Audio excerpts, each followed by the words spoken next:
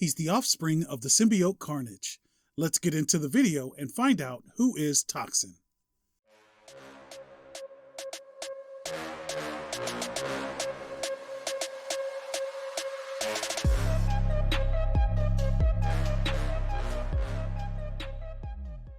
Symbiotes reproduce asexually once a generation, and each symbiote is born stronger than the previous symbiote. The symbiote Carnage had become pregnant but intended to kill his offspring so he would remain the strongest. Venom learned that Carnage was pregnant and tried to talk to Carnage about the offspring, but Carnage wasn't trying to hear it.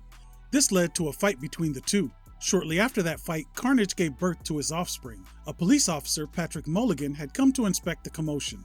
Carnage found himself too weak after giving birth to kill his offspring, so he implanted the newly born symbiote into Officer Mulligan until he could recover his strength and come back to kill it. Officer Mulligan would return home to his pregnant wife with no idea he had become a host for a symbiote. Later that evening, Venom showed up at the Mulligans' apartment to retrieve the symbiote, hoping he could train it, but Spider-Man showed up and jumped in to stop Venom. Mulligan and his wife fled the apartment while Venom was occupied with Spider-Man, only to run into Carnage, who had come for the symbiote. Carnage snatched up Mulligan and took him to a rooftop to kill Mulligan and the symbiote. The Black Cat happened to hear the screams of Mulligan and swung in to save him.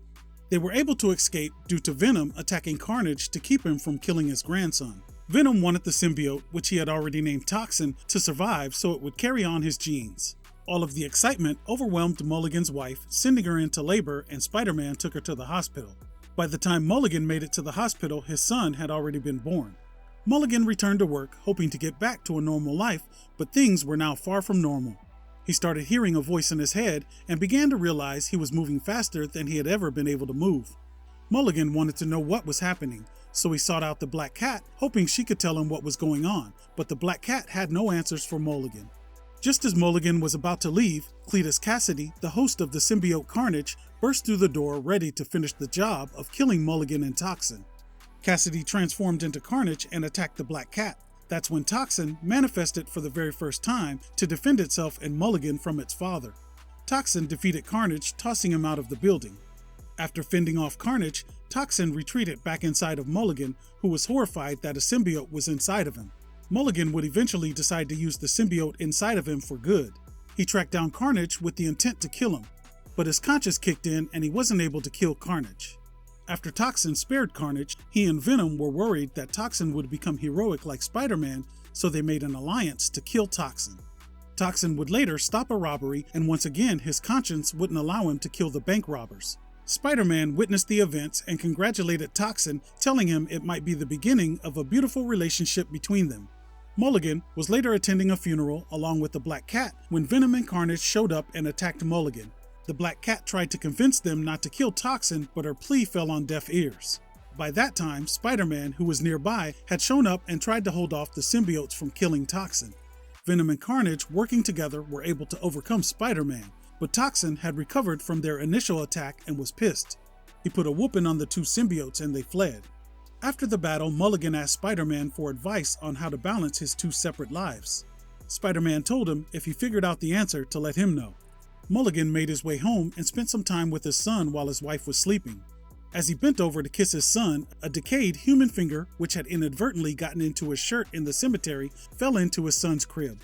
The incident made him wonder just how long it would be until he put his family in jeopardy because of the monster inside of him.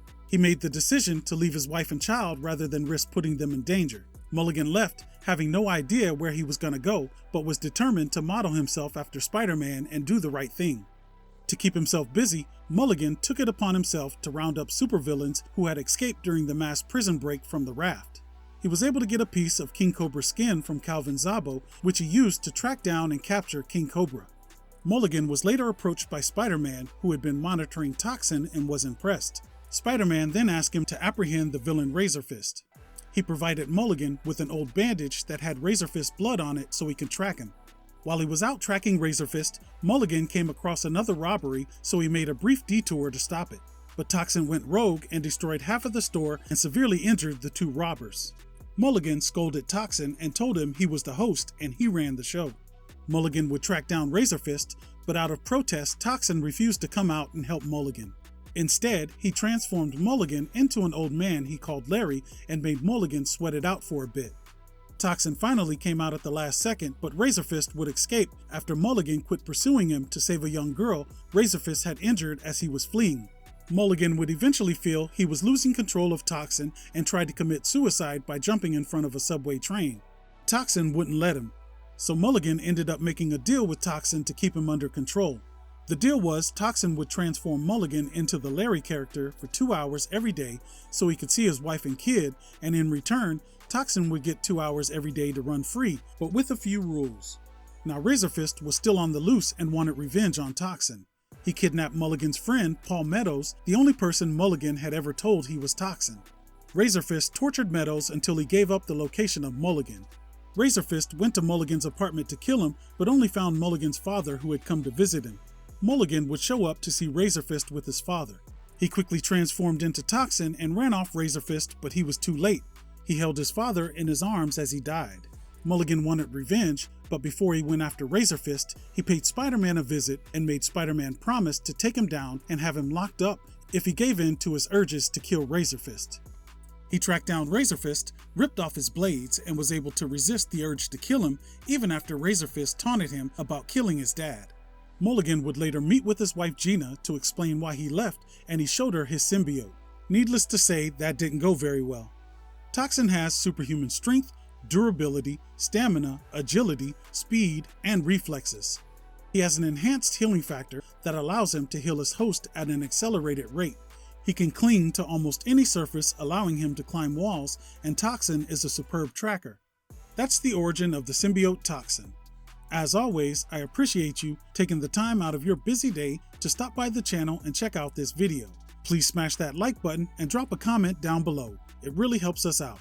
That'll do it for this video. We'll see you again real soon, but until then, I'm gone. Peace.